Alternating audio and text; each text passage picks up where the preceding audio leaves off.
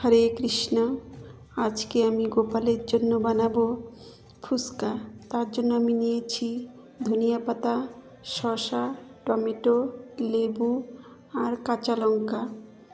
কাঁচা লঙ্কা আমি কুচিয়ে নিয়েছি। এগুলা লেবু, কাঁচা লঙ্কা, ধনিয়া পাতা এগুলো আমি টক জল বানানোর জন্য নিয়েছি। টক জলটা আমি লেবু জল দিয়ে বানাবো, লেবু দিয়ে বানাবো। এই জল নিচ্ছি, জলের মধ্যে দিব আমি পরিমাণ মতন লবণ, তারপর দিব আমি চিনি, ব্রাউন চিনি। চিনিটা একটু বেশি দিব, কেননা লেবুটা পাকা, ভীষণ টক হবে, এর জন্য আমি চিনিটা একটু বেশি করে দিলাম। তারপর দিব ধনিয়া, কাঁচা লঙ্কা কুচানো, তারপরে লেবুর রস। লেবুটাকে আমি চিপড়িয়ে রস দিব। লেবু জলটা বানিয়ে রাখবো। চিনিটা যেন জলের সঙ্গে মিশে যায়।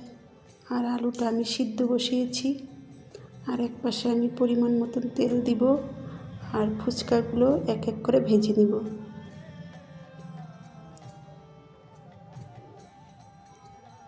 এই দেখুন আমার ফুচকাগুলো কি সুন্দর আস্তে আস্তে ফুলে উঠছে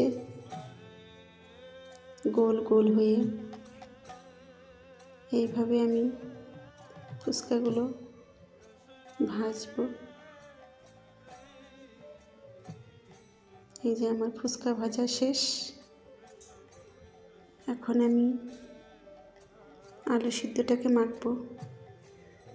তার মধ্যে দিব সর্ষের তেল, পরিমাণ মতন লবণ। এই পরিমাণ মতন লবণ দিলাম। এখন দিব কাঁচা লঙ্কা কুচানো, তারপর দিব অল্প ধনিয়া পাতা। এগুলো দিয়ে আমি ভালো করে মেখে নিব আলু সিদ্ধটাকে।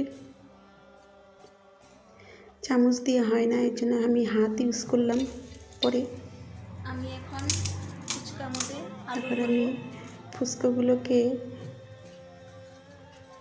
মানে ফাঁকা করে তার মধ্যে আলুটাকে ঢুকিয়ে দিব। আলু সিদ্ধটাকে ভগবানকে এক এক করে সব ঢুকাবো সব ফুচকাগুলোর মধ্যে।